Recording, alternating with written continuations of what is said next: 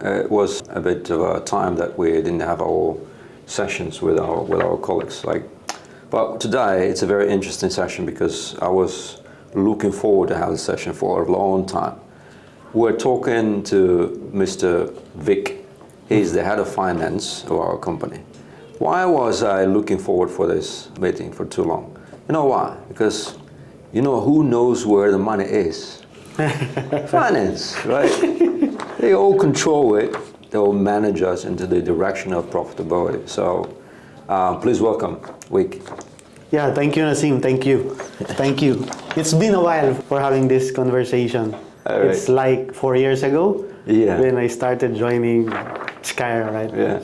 There's a lot of changes, improvements, and here we are now. It's like You're one of the first, right, to join? I think so. I'm actually number 4 among the first few, Right. but now I'm the number 1 remaining in the team. Yeah. It was 4 years ago, right? Yeah, exactly 4 years ago. It was March, and today is this month is March. Actually. Now we have to celebrate. We have to celebrate 4 years of Vic, and I think with a little bit of luck, right? So just a bit. Maybe tonight. Maybe I'm ready. Really, these 4 years. How would you compare? Maybe a little bit about your previous career. You've been doing many projects. You work internationally, right? And what is now what you experience with Skyro? Yeah, it's been a long journey, Nasim, before I joined Skyro. I started my career, I think, as an auditor with Ernst & Young Philippines, actually. I stayed there for quite some time, like 6 years. And then I joined Ernst & Young Indonesia, where I have exposure with foreign counterparts. Actually, in audit, it builds my foundation into, strong financial discipline, compliance, and risks. And after that, I joined banks, local banks, basically introduced So from Indonesia. Yes. How many years been in Indonesia? I think I was there for 5 years. Wow. 5 years. Actually, the opportunity is big. Actually, former boss wants me to be part of the partnership, but I choose family over career. Yeah. Because I got married, so Yeah. my family don't want to join me there. So I went back to the Philippines. Yeah, quite understandable. Yeah, and then I joined banks. Did you just to ask about the Indonesia and the Philippines, at that time, what was the difference that you observed?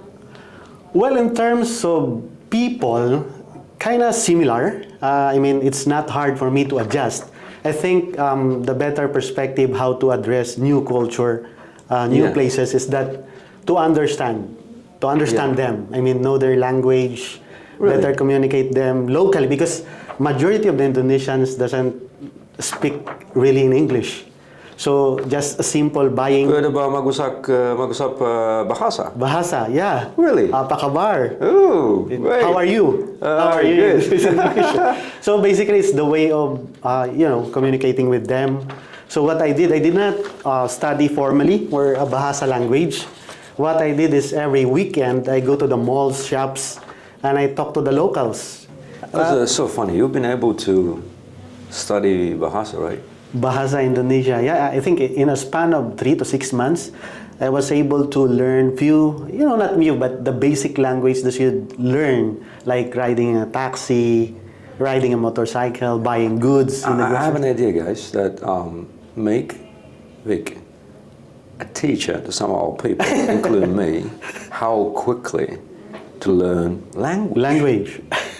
3-6 months, right? No one was able to do this here. No one. It's like self-learning via internet, and then execute it via actual talking with locals. Same in business, right? It's more of gaining more understanding of your customers. Yeah, I agree. Stakeholders. I agree.